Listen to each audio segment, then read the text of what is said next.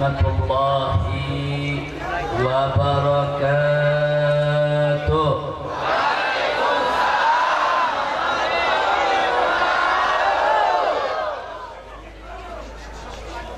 Bismillah walhamdulillah wala hawla wala quwwata illa billah. Ashhadu an la ilaha illallah wahdahu la syarika lah wa ashhadu anna sayyidana Muhammadan abduhu wa rasuluh la nabiyya ba'dah. Allahumma salli wa sallim wa barik ala sayyidina wa habibina wa syafi'ina wa maulana nabiyyina Muhammadin ala alihi al-tahirin al-tayyibin wa ashabihi al-ghurril mayamin wa man tabi'ahum bi ihsanin ila yaumiddin. Fadilatul habaib asy-syurafa wal ulama'il fudala wal umara'il kurama wa jami'il hadirin al-ahibba'il a'izza rahimakumullah. Fi hadhihi al-munasabah at-tayyibatil mubarakah la ansa an usiyakum jami'an wa nafsi bitaqwallah wa bita'ati Rasulillah sallallahu alaihi wasallam. Fa nas'alullah subhanahu wa ta'ala an yahdiyana ila siratikal mustaqim wa yaj'alana minal muttaqin wa yudkhilana jannatahu jannatan na'im sayyidil mursalin walhamdulillahi rabbil alamin.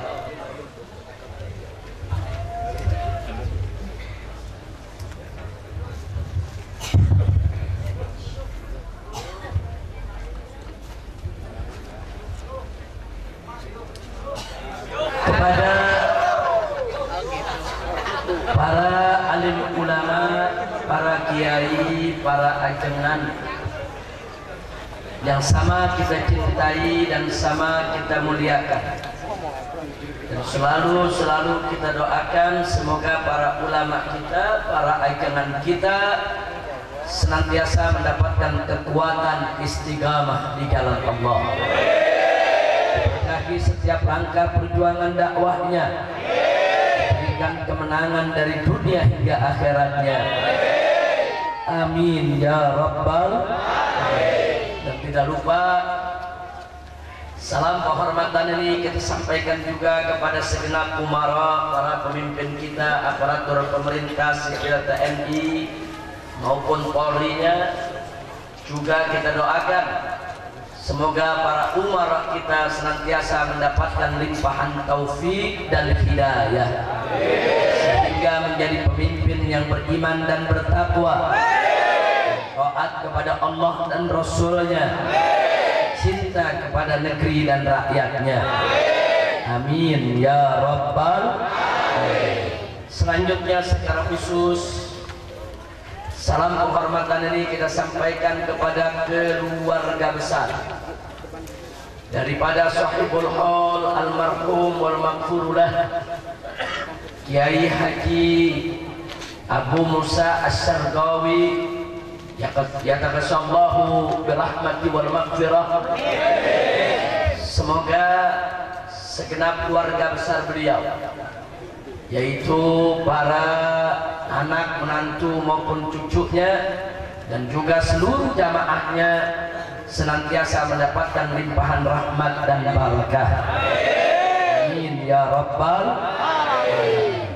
Nah, sebelum saya menyampaikan apa yang sepatutnya disampaikan pada kesempatan malam hari ini, Mari terlebih dahulu kita baca suratul Fatihah yang kita niatkan bi barakatil Fatihah wa syarfiha wa mu'jizatiha ala Allah subhanahu wa ta'ala an yataqasya sahibal haud birrahmati wal maghfirah wa an yudkhilahu jannatahu jannatan na'im wa an yanfa'ana bi barakatihi wa anwarihi wa asrarihi wa nafahatihi fid dini wad dunya wal akhirah wa an yataqabbala minhu jami'a salihati wa yatajawaz anhu jami'a sayyiati wa an yaj'alahu min ahlil khair wa yajma'ahu ma'a jami'i ahlil khair wa yab'athahu fi sumrati ahlil khair wa yunzila alayhi fi qabrihi kulla khair bihaqqi imami ahlil khair wa ila hadratin nabi sallallahu alaihi wasallam. Al-Fatihah.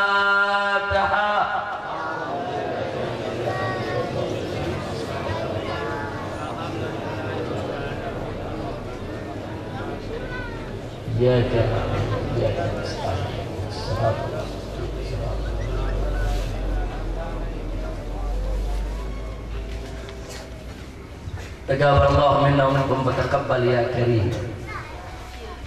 Ahibahil kiram, pada kesempatan malam hari ini alhamdulillah kita dipertemukan oleh Allah dalam acara yang penuh keberkahan.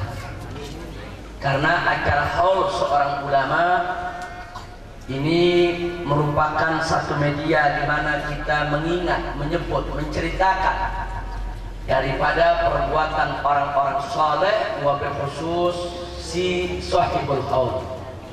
Dan para ulama salaf pernah menyatakan idda dzikris shalihin tanzilur rahmah.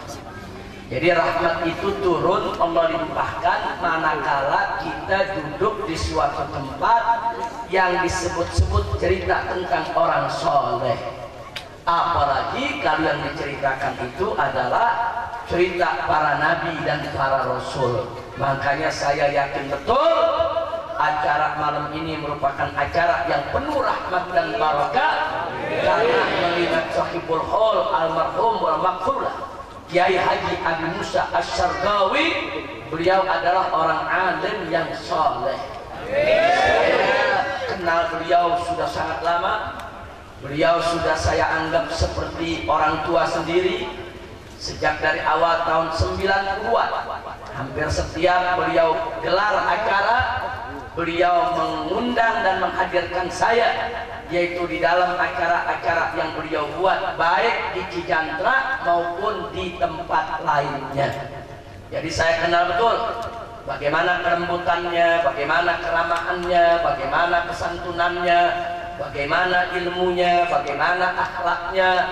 Jadi tepat betul kalau pada malam hari ini kita memperingati haulnya, bukan hanya untuk mengirimkan hadiah pahala dan semua zikir bacaan kita kepada yang bersangkutan, yang semoga menjadi hadiah minna wasilah wa rahmatan minallahi nazilah wa barakatan syamilah, amin ya rabbal alamin. Lebih daripada itu, kita berharap melalui pertemuan semacam ini kita bisa mengambil pelajaran daripada manaqib perjuangan di mana dulu beliau semasa hidupnya menghabiskan waktunya hanya untuk menyebarkan ilmu pengetahuan Islam.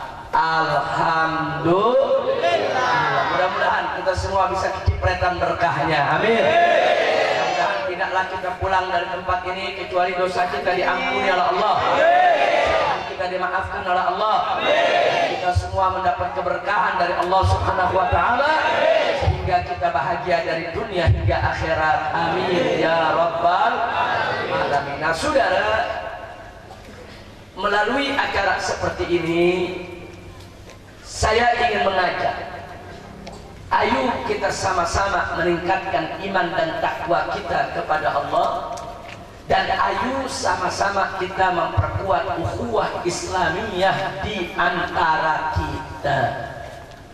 Allah mengamanatkan dalam Al-Qur'anul Karim, faqala ta'ala ya ayyuhalladzina amanu taqullaha haqqa tuqatih wa la tamutunna illa wa antum muslimun wa'tasimu wa'tasimu bihablillahi jami'a wa la tafarraqu. Shadaqallahul azim.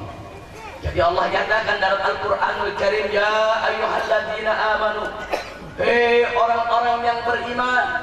Kalau sudah diserukan hei orang-orang yang beriman, artinya siapapun di antara kita yang menyadari kalau dalam dirinya ada iman, terlepas soal kadar iman, mau imannya kuat, mau imannya lemah, mau imannya tebal, mau imannya tipis, selama dia menyadari kalau dirinya punya iman, maka wajib dia untuk ikut merasa terpanggil dalam seruan Allah Subhanahu wa ta'ala.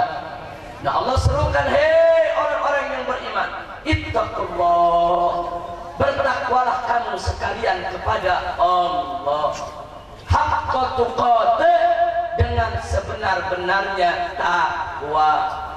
Apa itu takwa? Takwa itu sebagaimana didefinisikan oleh para ulama kita, tidak lain dan tidak bukan adalah imtithalu awamirillah wa ijtinabu nawahihi ibtigha'a mardatillahi subhanahu wa ta'ala. Takwa itu tidak lain dan tidak bukan ialah menjalankan segala perintah Allah dan meninggalkan segala larangannya semata-mata hanya untuk mencari ridha Allah. Ini perintah Allah. Ittaqullah, bertakwalah kamu semua kepada Allah. Laksanakan itu perintah Allah, tinggalkan itu larangan Allah, semata-mata hanya untuk mencari ridha Allah. Selanjutnya Allah kasih amanat. Apa kata Allah? Wala tamutunna illa wa antum muslimun. Jangan sekali-kali kamu mati meninggalkan alam dunia yang fana ini illa melainkan wa antum muslimun, engkau sekalian tetap sebagai orang-orang Islam. Amanatun ilahiyah, ini merupakan amanat suci dari Allah. Allah memberikan amanat bagaimana caranya kita hidup sebagai seorang muslim, dan tidaklah kita mati kecuali tetap sebagai seorang muslim. Bagaimana caranya kita hidup punya iman, dan tidaklah kita mati kecuali kita tetap membawa iman, insya Allah. Lalu kalau kita bertanya, saudara, kalau kita diperintahkan oleh Allah untuk bertakwa kepadanya, kalau kita diamanatkan oleh Allah untuk pandai-pandai menjaga iman, lalu bagaimana caranya? Belum kita tanya, Allah sudah jawab dalam ayat yang berikut, saudara. Bagaimana cara menjaga iman? Bagaimana cara bertakwa kepada Allah? Allah nyatakan wa'tasimu bihablillahi jami'a. Berpegang teguhlah kamu sekalian kepada hablullah, kepada tali Allah, kepada agama Allah, kepada hukum Allah, kepada aturan Allah, kepada syariat Allah. Wala tafarraqu, dan jangan sekali-kali engkau sekalian bercerai-berai. Inilah amanat dari Allah Subhanahu wa ta'ala. Maka itu saya mau tanya semua yang ada di sini, siap bertakwa kepada Allah? Siap menjaga iman kita kepada Allah? Kalau begitu siap berpegang teguh kepada hukum Allah? Kalau begitu siap untuk bersatu tidak bercerai-berai? Takbir! Sallu ala nabi,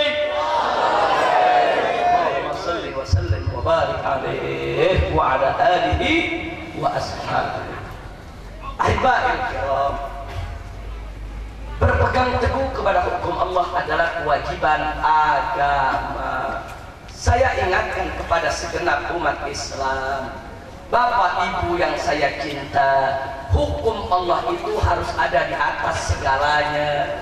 Hukum Allah itu harus ada di atas kepala kita.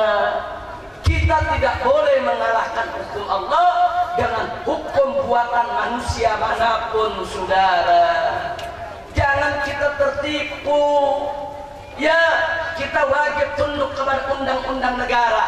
Ya, kita wajib tunduk kepada konstitusi negara. Ya, kita wajib tunduk kepada aturan negara.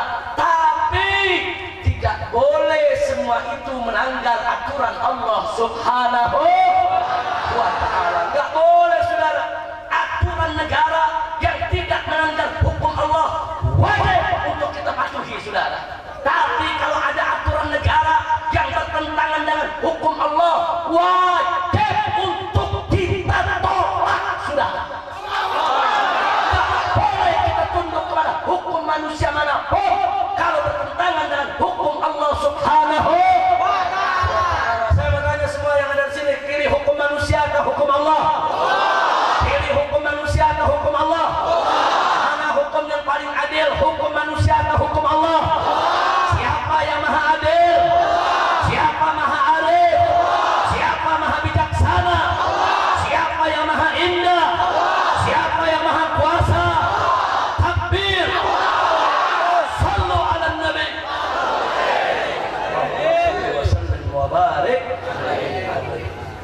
Ini kadang-kadang kacau balau saudara. Hukum Allah mau dikalahkan dengan hukum manusia. Dari mana datangnya? Maka itu kalau ada hukum negara yang sudah bagus, tidak bertentangan dengan syariat Nabi, kita dukung rame-rame, kita patuhi. Betul? Siap patuh kepada hukum negara yang sejalan dengan hukum Allah? Ya. Tapi kalau ada hukum negara yang bertentangan dengan hukum Allah, nggak boleh kita patuhi saudara. Kita wajib berjuang bagaimana mengamandemen aturan tersebut, bagaimana merevisi aturan tersebut, bagaimana menghapus aturan tersebut, bagaimana mengubah aturan tersebut agar tidak bertentangan dengan hukum Allah Subhanahu wa ta'ala. Nabi dengan tegas mengatakan, la ta'ata li makhluqin fi maksiatil khaliq, innama ta'atu fil ma'ruf. Apa kata Nabi? Tidak ada ketaatan kepada makhluk yang manapun kalau untuk maksiat kepada Allah. Makhluk yang manapun kalau ngajak kita untuk ingkar kepada Allah, durhaka kepada Allah, melawan hukum Allah, haram untuk kita taat kepada yang bersangkutan. Tidak boleh siapapun manusianya, mau raja, mau presiden, mau menteri, tidak ada urusan. Kalau peraturannya bertentangan dengan aturan Allah, wajib kita tolak saudara, haram untuk kita patuhi saudara. Nabi mengatakan innama ta'atu fil ma'ruf, sesungguhnya ketaatan itu hanya berlaku di dalam kebaikan. Kira-kira jelas tidak? Jelas tidak? Ada yang protes juga. Habib Rizik mesti baca ayat Al-Quran ya. Allah sudah nyatakan dalam Al-Quran, ya ayyuhalladzina amanu atii'ullah wa atii'ur rasul wa ulil amri minkum. Yang artinya, hei orang-orang yang beriman, taatilah Allah dan taatilah Rasul dan taatilah ulil amri. Menurut mereka ulil amri di sini adalah umarok, pemerintah, penguasa, wajib untuk kita taati. Masya Allah. Jawab jangan. Jawab jangan. Jawab jangan. Dipikir Habib bego kali Al-Quran ini. Saudara, mari kita lihat. Ada yang menarik. Allah katakan, ya ayyuhalladzina amanu, hei orang-orang yang beriman, atii'ullah, taatilah Allah, wa atii'ur rasul, dan taatilah Rasul. Begitu ulil amri, Allah enggak mengatakan wa atii'u ulil amri, enggak. Allah cuma diatofkan saja wa ulil amri minkum. Atii'u ini dari pakai lagi saudara. Kenapa? Ada rahasia saudara. Mari kita bahas. Pertama, Allah nyatakan, ya ayyuhalladzina amanu, hei orang-orang beriman, atii'ullah, taatilah Allah. Arti mentaati Allah di sini mutlak, wajib kita taat kepada Allah tanpa sedikit pun keraguan saudara. Kenapa? Sebab apa yang Allah nyatakan haram pasti haram, apa yang Allah nyatakan halal pasti halal, apa yang Allah nyatakan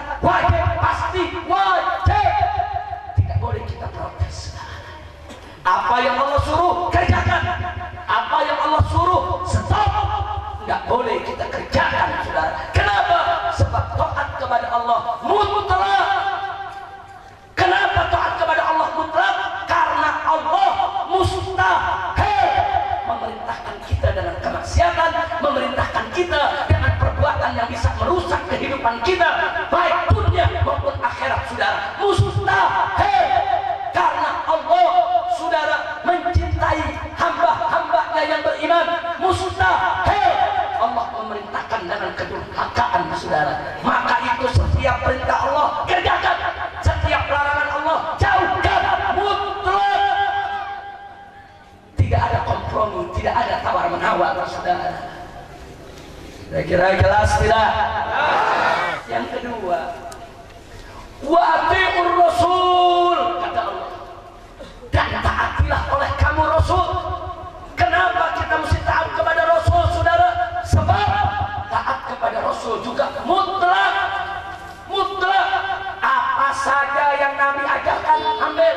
Apa saja yang Nabi larang, stop. Allah nyatakan dalam Al-Quran, faqala ta'ala, wa ma atakumur rasulu fakhudhuhu wa ma nahakum anhu fantahuu. Apa-apa yang Nabi berikan kepada kamu, ambil.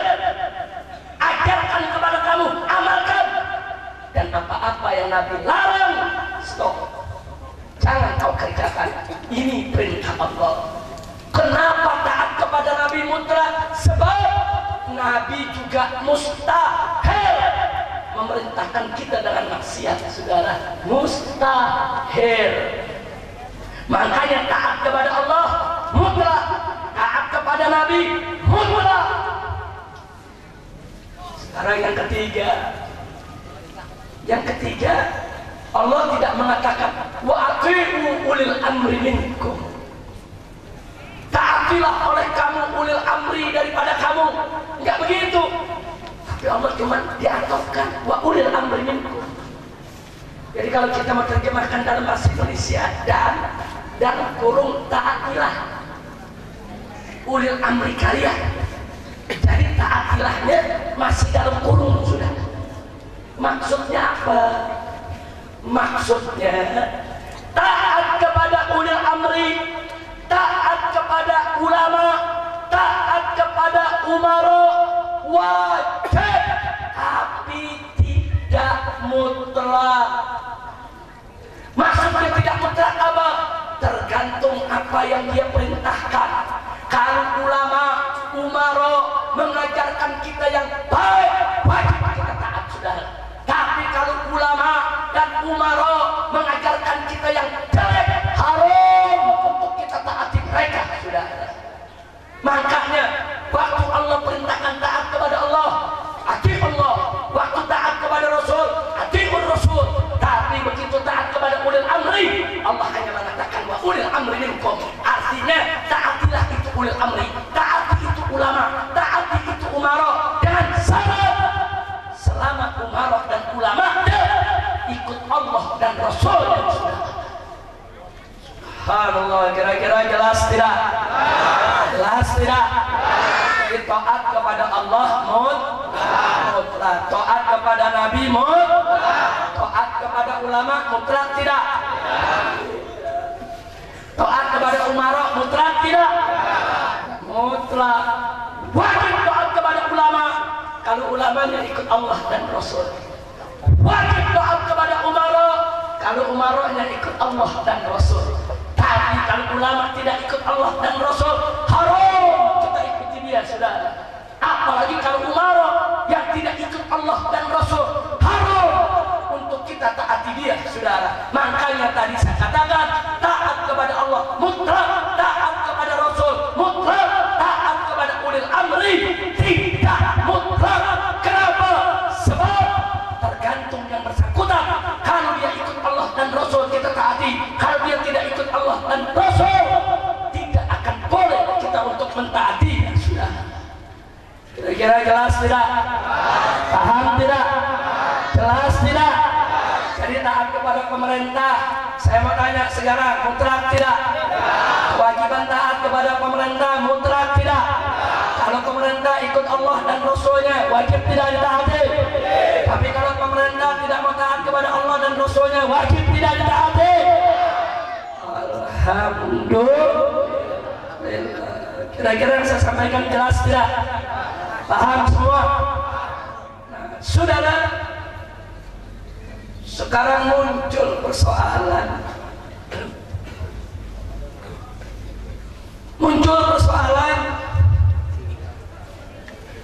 Orang-orang di Indonesia mengatakan, Habib, nggak apa-apa orang kafir jadi presiden di Indonesia. Nggak apa-apa orang kafir jadi gubernur di wilayah mayoritas muslim. Ditanya kenapa tidak apa-apa? Itu kan undang-undang, itu kan konstitusi, itu kan aturan negara. Kita wajib taati. Pala lupa menyala.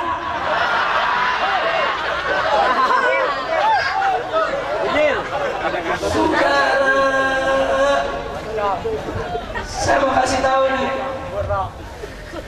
di dalam Al-Quran Allah berfirman,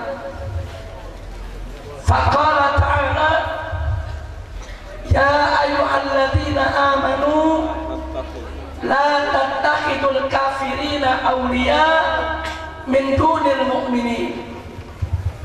Kata Allah, hei orang-orang yang beriman, jangan sekali-kali kalian menjadikan orang-orang kafir sebagai pemimpin kalian dengan kalian meninggalkan orang yang beriman. Jadi dalam ayat ini Allah larang, tidak boleh orang beriman menjadikan orang kafir sebagai pemimpinnya, saudara. Terus di ayat yang lainnya Allah menyatakan, faqala ta'ala, ya ayyuhalladzina amanu la tattakhidul yahuda wan nasara awliya ba'duhum awliya'u ba'din wa man yatawallahum minkum fa innahu minhum. Masyaallah. Apa Allah bilang, saudara? Hei orang-orang yang beriman, la tattakhidul yahuda wan nasara, jangan sekali-kali kalian menjadikan orang-orang Yahudi dan orang-orang Nasrani sebagai pemimpin. Ba'duhum awliya'u ba'din, sebagian mereka orang-orang kafir adalah pemimpin bagi mereka sendiri, bukan pemimpin kita. Selanjutnya Allah katakan, waman, barang siapa yatawallahum, mengangkat mereka orang Yahudi dan Nasrani sebagai pemimpin. Saudara, barang siapa di antara kalian, hei umat Islam, waman yatawallahum minkum, barang siapa di antara kalian, hei orang beriman, coba-coba menjadikan Nasrani dan Yahudi sebagai pemimpin, fa innahu minhum, maka orang tersebut termasuk golongan Yahudi dan Nasrani, saudara. Ini ayat Quran. Tahu-tahu undang-undang Indonesia mengatakan agama apa aja boleh jadi pemimpin. Saya mau nanya, mana lebih kuat, undang-undang atau Al-Quran? Aturan negara atau Al-Quran? Aturan presiden atau Al-Quran? Jadi saya mau tanya, apa Anda rela Al-Quran dikalahkan? Apa Anda rela Al-Quran diabaikan? Apa Anda rela Al-Quran tidak diakui oleh negara? Jadi saudara, saya diprotes, Habib Rizik, kenapa FPI tidak setuju Ahok jadi gubernur Jakarta? Jawaban saya satu, karena dia kafir. Selesai.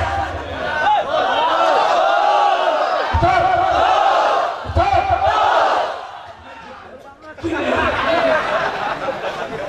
Cukup. Dia bilang, Habib Rizik, ini kan undang-undang boleh, lu makan undang-undang lu, goblok.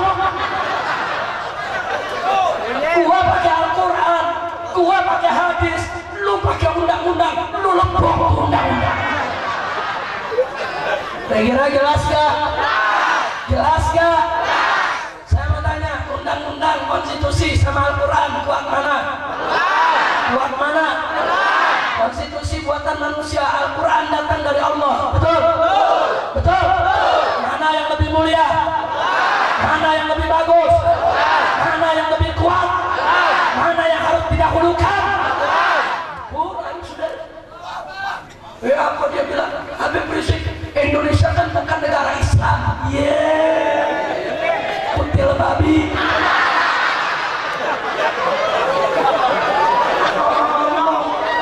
Indonesia bukan negara Islam dari mana, saudara? Dasar negara Republik Indonesia yang tertera dalam mukaddimah pembukaan Undang-Undang Dasar 1945 dan ada dalam batang tubuh UUD 1945 pasal 29 ayat 1 dengan tegas menyatakan bahwa dasar negara Republik Indonesia adalah ketuhanan yang Maha Esa. Betul? Betul? Saya mau tanya, agama mana yang Tuhannya Maha Esa? Jawab yang kompak, agama mana yang Tuhannya Maha Esa? Agama mana yang Tuhannya Maha Esa? La ilaha illallah. Nggak ada agama lain punya Tuhan Maha Esa, saudara. Yang punya Tuhan Maha Esa adalah umat Islam. Dasar negara Republik Indonesia adalah dasar tauhid, dasar ketuhanan yang Maha Esa, dasar la ilaha illallah.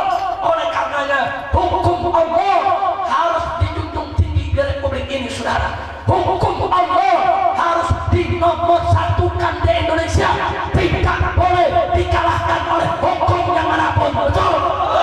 Takbir.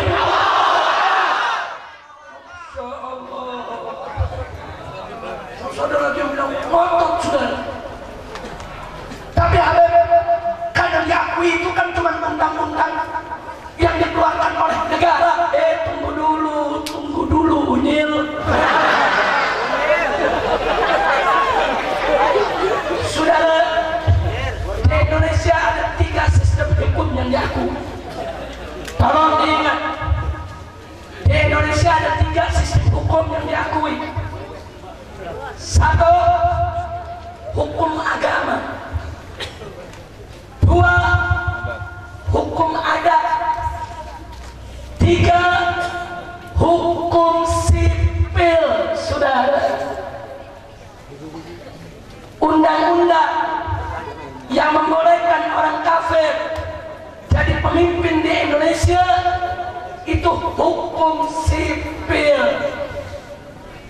Nah, sekarang kita lihat hukum agama, khususnya mayoritas penduduk Indonesia beragama Islam. Saya mau tanya, hukum agama Islam boleh tidak orang kafir jadi pemimpin? Hukum agama Islam orang kafir boleh tidak jadi pemimpin? Jadi saudara, saya sampaikan di Jakarta, kenapa kami nolak Ahok? Hukum sipil mengatakan Ahok boleh jadi gubernur.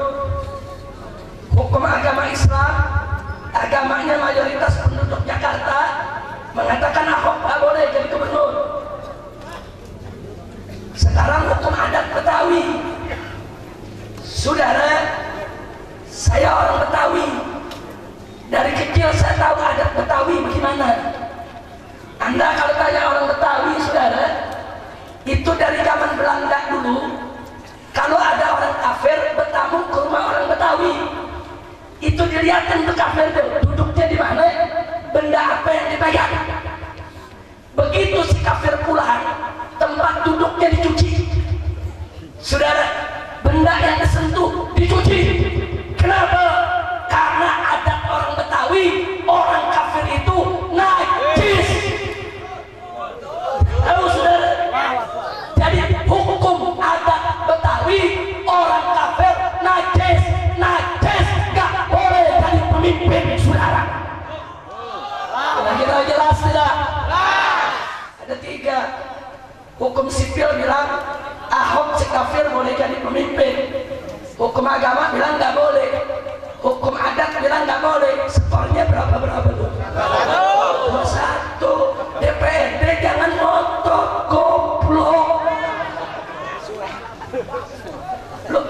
bicarakan. Hukum agama bilang nggak boleh, hukum adat bilang nggak boleh. Kenapa hukum sipil mau dipaksakan? Giliran kita tolak, FPI jangan memaksakan kehendak. Saya mau tanya, hukum sipil nggak boleh, hukum sipil boleh, agama nggak boleh, adat nggak boleh. Skor berapa? 2-1. Sekarang yang hukum sipil dipaksakan, saudara. Hukum agama dibuang, hukum adat dibuang. Jadi yang memaksakan kehendak siapa? Jangan bilang FPI yang memaksakan kehendak, saudara. Kita tidak memaksakan kehendak, tapi kita ingin menegakkan yang hak. Kami umat Islam tidak rela dipimpin oleh orang kafir.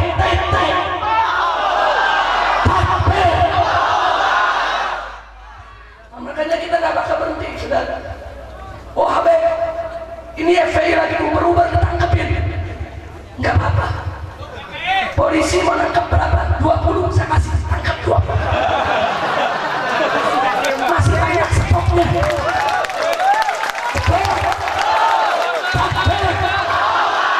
Saya mau tanya, Laskar ditangkap 20, stoknya masih banyak nggak? Besok Jumat saya turun lagi. Ditangkap lagi 50, nggak apa-apa, saya kasih 50. Stok masih banyak nggak? Banyak. Lama-lama penjaranya nggak muat. Betul, betul.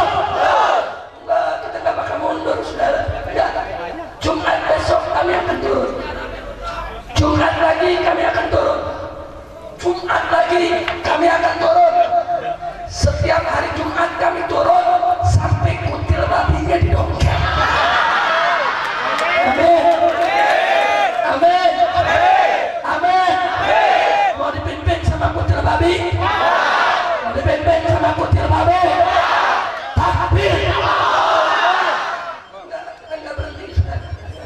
Jadi kita tetap akan berjuang supaya Jakarta tidak dipimpin oleh orang kafir.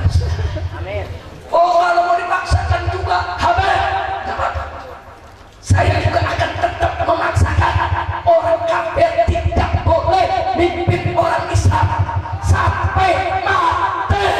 Kami tidak akan pernah mengakui orang kafir sebagai pemimpin, sudah. Takbir. Sallu ala Nabi. Kira-kira yang saya sampaikan jelas tidak? Paham tidak? Takbir. Saudara,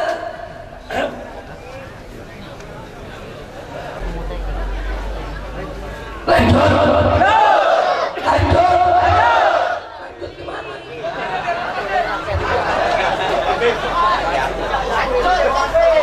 Jadi saudara, nggak usah khawatir. Sudah 22 orang pengurus FPI, DKI, dan Laskar yang ketangkap. 5 orang sudah dilepas, tinggal 17. Tadi nambah lagi 1, jadi 18. Gak ada apa-apa. Saya bilang mau ditangkap-tangkap, mereka berjuang, mereka sedang memperjuangkan yang hak. Ditangkap itu resiko perjuangan. FPI tidak akan pernah mundur daripada perjuangan. Betul? Betul? Karena itu selama bulan Oktober setiap hari Jumat kami akan kerahkan laskar-laskar kami di Jakarta dan sekitarnya untuk terus melakukan aksi. Kami tidak peduli apapun resikonya.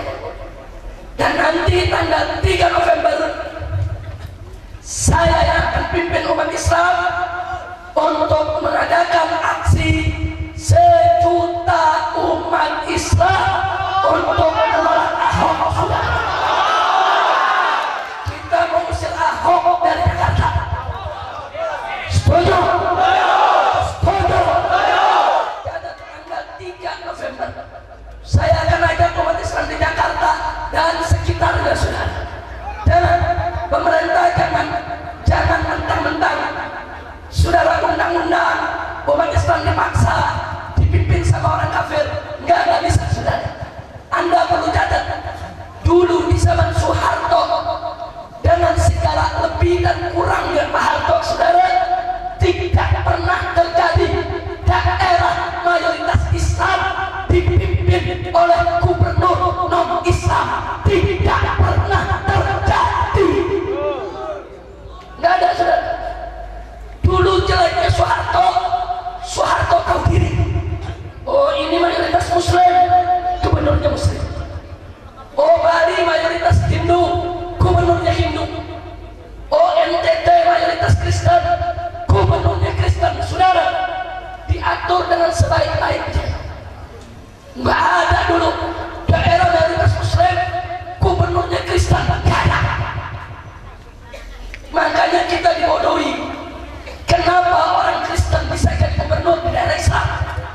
Di Kalimantan Tengah, Kristen jadi gubernur, padahal 70% Muslim. Di Kalimantan Barat, Kristen jadi gubernur, padahal 71% Muslim. Ada apa, saudara? Oh, alasannya pilkada langsung, saudara. Ya, gara-gara pilkada langsung, umat Islam dimanfaatkan, dibeli suaranya, ditipu, dibohongi, sampai orang Kristen pada menang, saudara.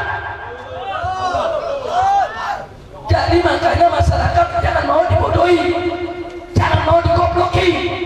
Itu pilkada langsung sengaja dibuat supaya orang-orang kafir bisa menang di daerah Muslim, saudara.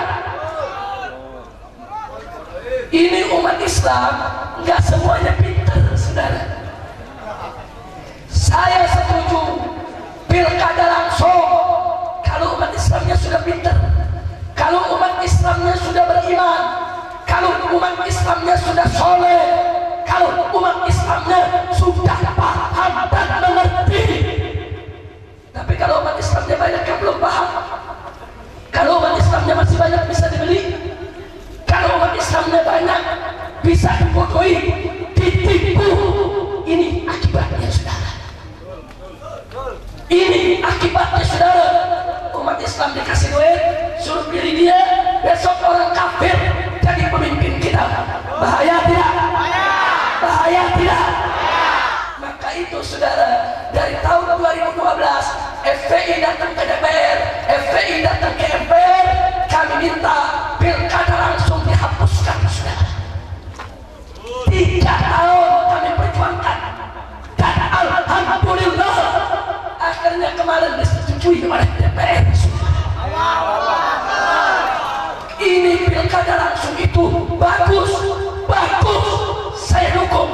Kalau masyarakatnya udah maju, kalau masyarakatnya udah pintar, kalau umat Islamnya nggak bisa dibodohi lagi, nggak bisa dibeli lagi.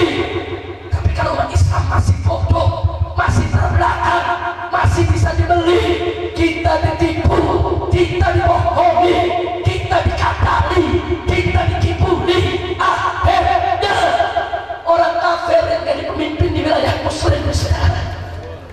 Kira-kira jelas tidak? Jelas tidak?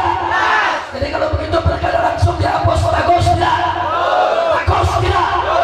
Supaya orang kafir nggak bisa lagi mimpin di daerah Muslim. Nggak, orang kafir nggak boleh jadi pemimpin. Orang kafir nggak boleh jadi bupati di Tangerang, nggak boleh jadi wali kota di Tangerang, sebab Tangerang mayoritas umat Islam, betul? Orang kafir tidak boleh jadi gubernur di Banten. Kenapa? Sebab mayoritas masyarakat Banten beragama Islam, betul? Sekarang saya tanya mayoritas penduduk Jakarta, apa agamanya? Apa agamanya? Begitu Ahok boleh tidak jadi gubernur? Boleh tidak?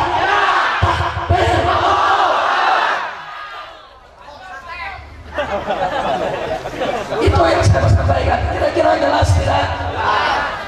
Ahok moce, saya akan bubarkan FPI.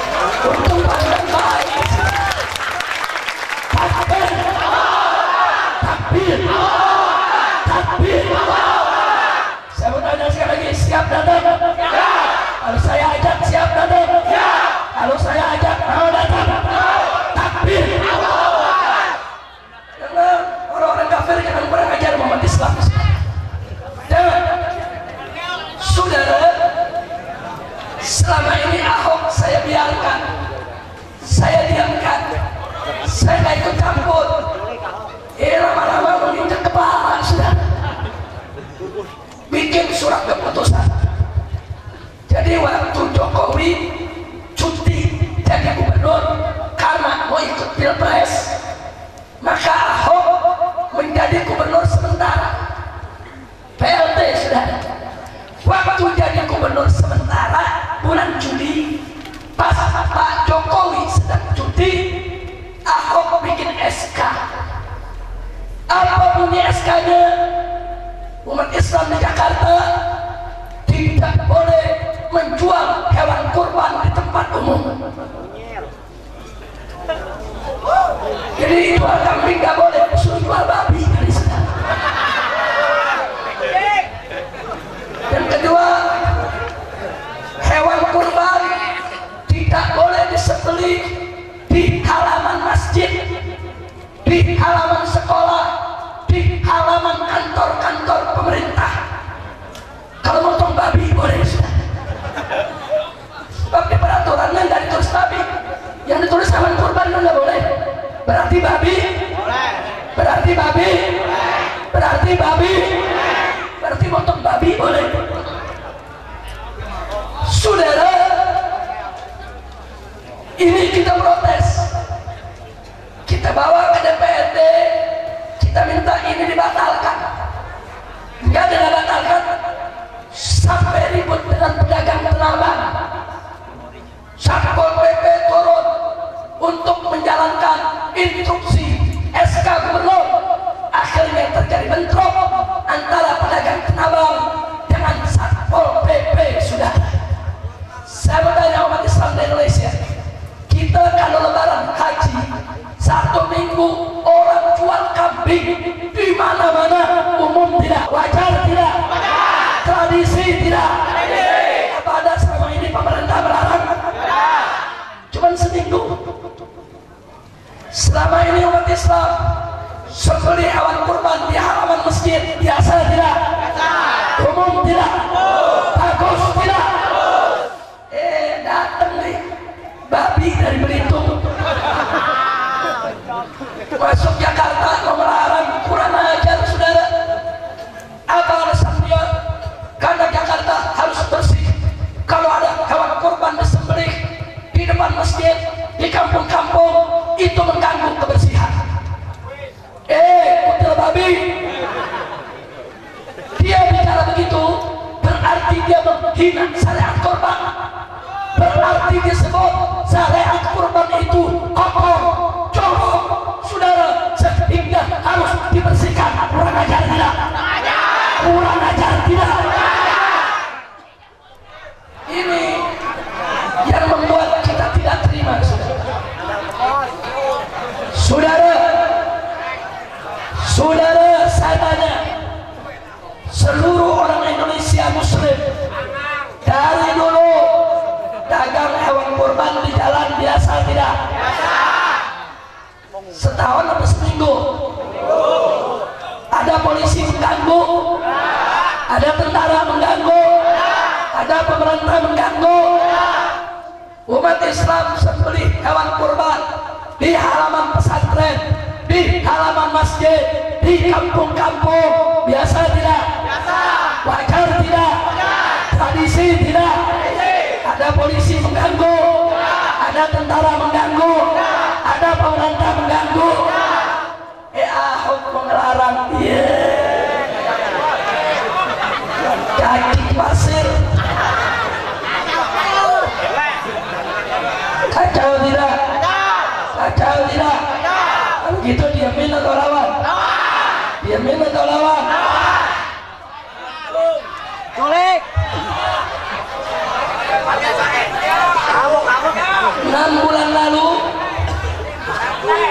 6 bulan lalu Ahok bikin peraturan anak-anak sekolah SD, SMP, SMA di Jakarta yang biasanya jam 7 pagi sudah belajar mau dipindahkan menjadi jam 9 pagi. Alasannya supaya pagi nggak macet. Yang pagi buat orang kerja jam 6, yang jam 9 buat anak sekolah, saudara. Hati-hati. Waktu itu kami protes habis. Kenapa kami protes? Ahok punya niat jahat. Kalau anak sekolah jam 9, berarti mereka nggak bangun subuh besok, saudara. Sengaja supaya bangunnya jam 7, mandi, jam 8 berangkat sekolah. Tapi kalau sekarang sekolah jam 7, jam 6 sudah jalan, mau nggak mau jam 5 mesti bangun, saudara. Betul? 5 dia bangun, mandi, sholat subuh, rapi-rapi, jam 6 jalan sekolah, jam 7 sudah belajar. Bagus tidak? Bagus tidak? Jadi Ahok merubah supaya bagaimana caranya anak orang Islam supaya nggak bangun subuh, sekolahnya jam 9 aja, saudara. Dia pikir kita nggak ngerti, dia pikir umat Islam bodoh, saudara. Rame-rame kita tolak, saudara. Manusia ini sangat berbahaya. Dia ingin gunakan wewenangnya untuk ngacak-ngacak urusan umat Islam, saudara. Maka itu kita tidak akan biarkan dia coba-coba ganggu umat Islam.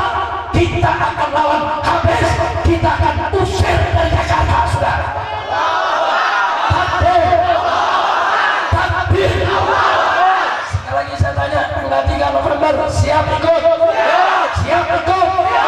Saya mau ajak umat Islam di semua tempat, saudara. Semua saya akan undang di mana-mana. Saya ajak 3 November kita turun besar-besaran di Jakarta untuk menolak Ahok menjadi gubernur Jakarta. Jakarta tidak kekurangan putra terbaik. Jakarta tidak kekurangan orang bagus. Kenapa mesti Ahok yang jadi gubernur? Padahal yang lain, Muslim masih banyak yang bagus dan baik, saudara. Betul? Betul? Takbir. Alhamdulillah. Kira-kira saya sampaikan jelas tidak? Paham tidak?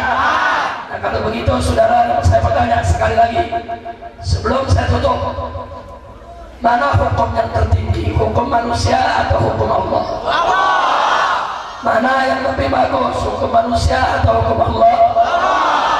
Hukum yang terbaik adalah hukum yang paling adil adalah hukum yang paling bagus adalah hukum. Wajib tidak tunduk kepada hukum Allah. Apa boleh hukum Allah dikalahkan konstitusi? Apa boleh hukum Allah dikalahkan undang-undang? Apa boleh hukum Allah dikalahkan oleh Kepres? Apa boleh hukum Allah dikalahkan oleh aturan manusia? Kalau begitu, mana yang harus didahulukan, hukum manusia atau hukum Allah? Siap tunduk kepada hukum Allah? Siap bela hukum Allah? Siap tegakkan hukum Allah? Siap mati untuk Allah? Takbir. Alhamdulillah. Mudah-mudahan apa yang saya sampaikan pada malam hari ini bisa mendorong kita ke depan supaya lebih hati-hati, jaga persatuan kita, jangan sampai kita terjebak dalam aturan yang membuat umat Islam akhirnya terpinggirkan. Betul? Betul? Baik, sebelum saya akhiri, saya mau kasih informasi, sudah. Perhatikan baik-baik. Kenapa pilkada langsung dulu digugat oleh FPI? Sebab saya turun ke Kalimantan Barat, saya dan kawan-kawan FPI turun ke Kalimantan Barat. Undang-undang pilkada ketika itu menyebutkan kalau pada putaran pertama ada calon yang menang mengantongi 25% suara atau 30% suara, maka dia menang tanpa perlu ada putaran kedua. Itu undang-undang, saudara. Nah, kemudian kita berangkat ke Kalimantan Barat, Muslimnya 72%. Begitu digelar pilkada, calon Muslimnya ada 4, calon Kristen 1. Ini Muslim kita kumpulin, kalian bersatu, jangan ada 4 calon, nanti kalian kalah. Nggak ngerti, tamat, serakah, saudara, nggak ada mau mundur.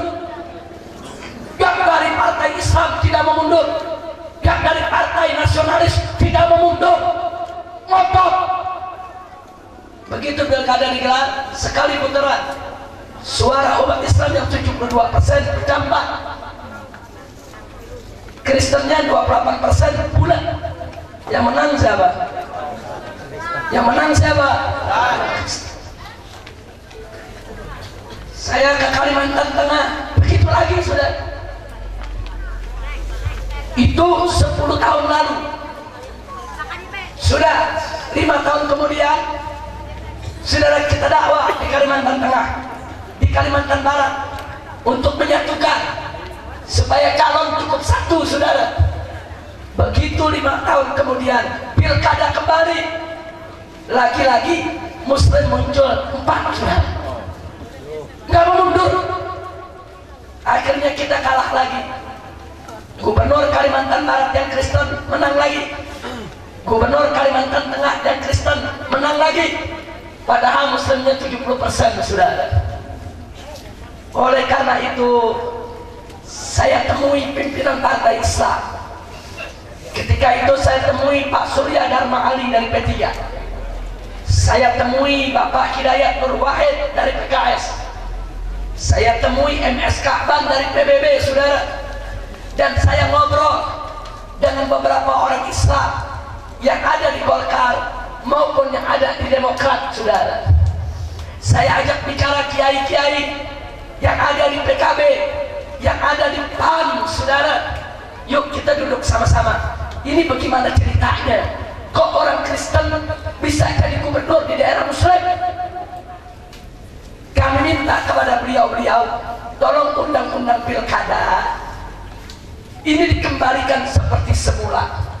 Tidak ada pemilihan langsung, tapi yang ada adalah cukup lewat DPRD, dan harus ditegakkan asas proporsional, supaya siapa mayoritas yang mimpin harus dari golongan mereka, saudara.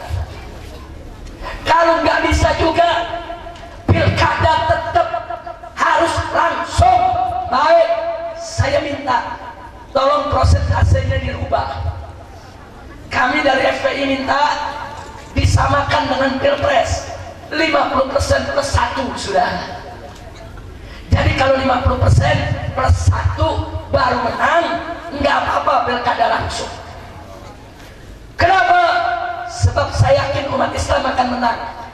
Oh, di Kalimantan Barat calon Muslimnya 4, calon Kristen 1. Putaran pertama 2 yang akan menang, sudah.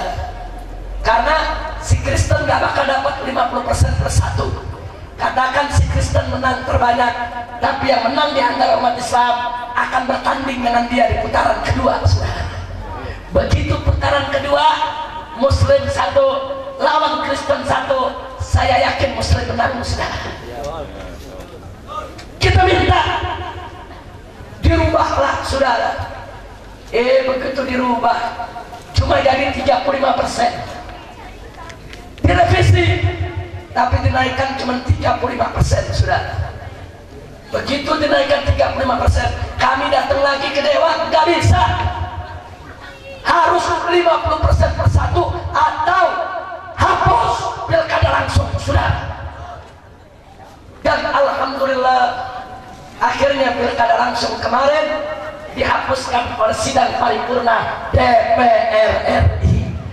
Walaupun ada pihak yang tidak suka dengan mengatasnamakan rakyat, jangan mengatasnamakan wong cilik, saudara.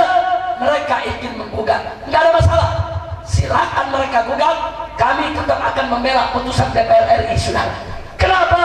Sebab kami terjun di lapangan, kami tahu betul di lapangan bagaimana umat Islam dibohongi, dikatali, dibeli, ditipu, dieksploitasi. Umat Islam hanya dimanfaatkan oleh orang-orang kafir, sehingga si kafir bisa jadi pemimpin, saudara.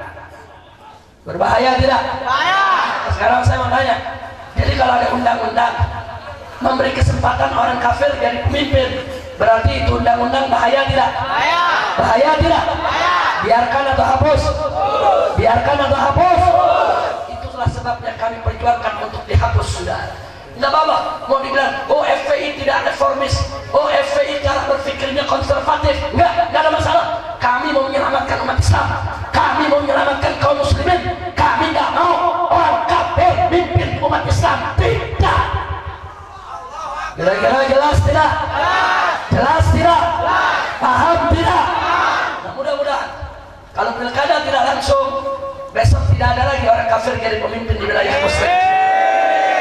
Nggak boleh. Kita pegang asas proporsional. Kami ini saudara tidak memusuhi orang non Islam. Enggak. Kalian mau berkarir silakan. Kalian mau berekonomi silakan. Kita mau kerja sama bangun negara boleh. Tapi kalian jadi pemimpin kami tidak, saudara. Maka itu saya ajak umat Islam. Kalau ada pemilihan RT, jangan kasih orang kafir jadi RT. Enggak boleh, saudara. Ada pemilihan RW, jangan kasih orang kafir jadi RW. Setuju? Siap jadi RT? Siap jadi RW? Siap jadi lurah? Siap? Takbir! Dalam hadis Nabi kasih tahu, hadis sahih. Apa kata Nabi? Kalau kau bertemu orang kafir di jalan yang sempit, kata Nabi, dorong kafir ke ini. Kita jalan yang sempit sampai kafir, jangan mundur. Sempit, lu minggir. Gue jalan duluan, lu kafir, minggir. Berani gak? Berani gak? Ini hadis Nabi ajarin. Maksudnya apa? Kita nggak boleh ada di bawah orang kafir. Allah nyatakan dalam Al-Quran, faqala ta'ala walan yaj'alallahu lil kafirina 'alal mu'minina sabila. Allah tidak menjadikan jalan sekecil apapun bagi orang kafir untuk menguasai orang beriman, saudara. Nggak boleh. Kita ganggu orang kafir memang nggak boleh. Kita ganggu ibadah orang kafir juga nggak boleh. Kita ganggu rumah ibadah orang kafir juga nggak boleh. Nggak boleh. Tapi kita jadikan mereka pemimpin juga nggak boleh, saudara. Silakan mereka berekonomi, silakan mereka jadi warga negara yang baik. Kami hormati, kami hargai, saudara. Kami jaga keamanan mereka, keselamatan mereka. Kita jamin, tidak kita ganggu. Tapi jangan coba-coba kalian ambil kekuasaan untuk memimpin umat Islam. Kalau itu kalian lakukan, kami akan melakukan perlawanan. Saya tanya sekali lagi, siap berjuang? Siap berjuang? Jawab dan kompak, siap berjuang? Siap bela Allah? Siap bela Nabi? Siap bela Rasul? Siap bela Islam? Takbir! Ayo rame-rame kita baca selawat semua. Salatullah salamullah ala Taha Rasulillah. Salatullah salamullah ala Yasin Habibillah. Semua salatullah salamullah ala Taha Rasulillah. Salatullah salamullah ala Yasin Habibillah. Lanjut. Tawassalna bismillah wa bil hadi Rasulillah. Tawassalna bismillah wa bil hadi Rasulillah wa kulli jahidin lillah bi ahlil adri ya Allah. Salatullah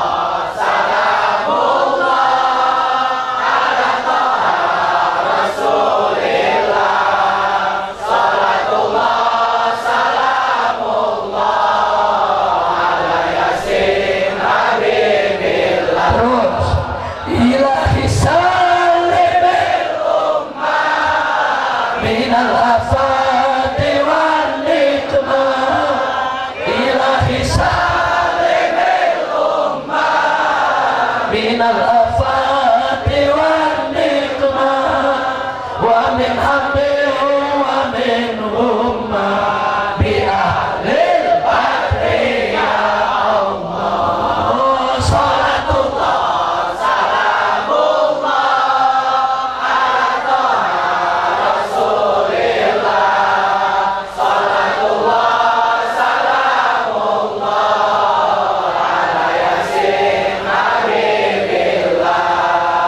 إلهي اغفر وأكرمنا من المطالب منا إلهي اغفر وأكرمنا من المطالب منا ونفي مساعتنا بأهل الأكل يا الله صلاة الله سلام الله على رسول الله صلاة الله سلام الله على ياسين حبيب الله صلوا على النبي صلوا على النبي. Ini yang saya mau sampaikan pada kesempatan malam hari ini, dan saya sampaikan salam dari Buya Ahmad Qurtubi Jailani hafizahullah ta'ala warah, di mana pada malam hari ini sepatutnya beliau hadir bersama kita. Beliau tinggal di Lebak, yaitu Banten ujung sebelah sana, tapi karena beliau sedang tidak sehat sehingga belum sempat hadir pada malam hari ini. Beliau adalah Imam Front Pembela Islam Provinsi Banten. Imam FPI Banten, saya umumkan, adalah Al-Mukarram Al-Muhtaram Kiai Haji Buya Ahmad Qurtubi Jailani, pimpinan Pondok Pesantren Al-Futuhiyah di Lebak, Banten. Nah, kita doakan mudah-mudahan beliau lekas disembuhkan Allah, sehat walafiat, bisa terus melanjutkan perjuangan. Kemudian di kanan saya ini adalah Kiai Haji Ja'far Siddiq. Beliau adalah sekretaris umum Sekom atau Sekjen daripada Dewan Pimpinan Pusat Front Pembela Islam, yang kebetulan beliau juga tinggal di Tangerang Selatan, di Tangsel. Nah, kemudian di belakangnya ini adalah Al-Habib Muhammad bin Toha Segaf. Beliau adalah Ketua Tanfidhi Dewan Pimpinan Daerah FPI Provinsi Banten. Kita doakan mudah-mudahan mereka semua senantiasa diberikan kekuatan oleh Allah Subhanahu wa ta'ala. Begitu juga Kiai Haji Utu Hafiz, putra daripada almarhum Al-Makfur Kiai Haji Abi Musa As-Sargawi, yang malam hari ini kita haulkan. Beliau adalah salah satu daripada anggota Majelis Syuro Dewan Pimpinan Daerah Front Pembela Islam Provinsi Banten. Kita doakan agar beliau bisa melanjutkan perjuangan ayahandanya, perjuangan Abi Musa As-Sargawi, untuk menegakkan kalimat Allah dan diberikan kemenangan dari dunia hingga akhiratnya. Dari saya cukup sekian, jangan ada yang meninggalkan tempat.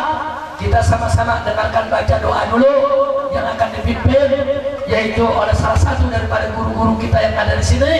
Dari saya cukup sekian. Terima kasih atas segala perhatian. Mohon maaf atas segala kekurangannya. Mana Kiai Haji Hafiz, silakan untuk menentukan siapa baca doa dari orang-orang tua kita. Dan akhirnya sekali lagi saya tanya, insya Allah tanggal 3 November saya akan ajak umat Islam untuk turun di Jakarta menolak Ahok. Setuju tidak? Hukum tidak? Orang Tangerang sebagai tetangganya Jakarta, setuju tidak? Hukum tidak? Siap datang? Siap kalau saya ajak? Takbir! Sallu ala Nabi. Sekian dari saya. Terima kasih atas segala perhatian. Mohon maaf atas segala kekurangan. Hadana wa iyyakum ila siratal mustaqim. Wassalamualaikum warahmatullahi wabarakatuh.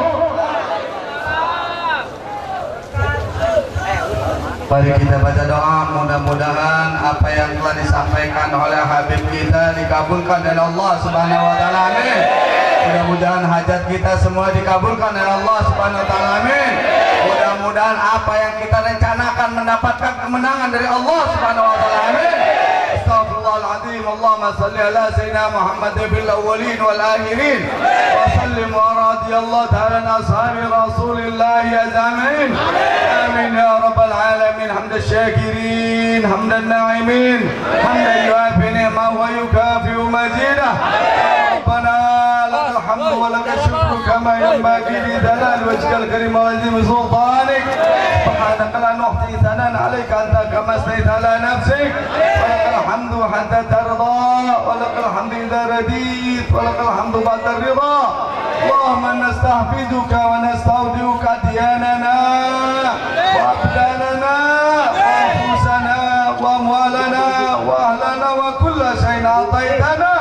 اللهم احفظنا وإياهم في كنافك وأمانك وإيادك وجوارك من كل شيطان مريض وجبار عنيد وفي وذبق ومن شر كل شر إنك على كل شيء قدير. اللهم احفظنا بالتقوى والاستقامة. اللهم احفظنا بالتقوى والاستقامة. اللهم احفظنا بالتقوى والاستقامة واحفظنا من موجبات الندامة في الحال والمال إنك سامع الدعاء. ربنا تقبل منا إنك أنت السميع العليم وتب علينا إنك أنت التواب الرحيم. ربنا آتنا في الدنيا حسنة وفي الآخرة حسنة وقنا عذاب النار وقنا عذاب النار وقنا عذاب النار. وصلى الله على سيدنا محمد وعلى آله وصحبه وسلم والحمد لله رب العالمين.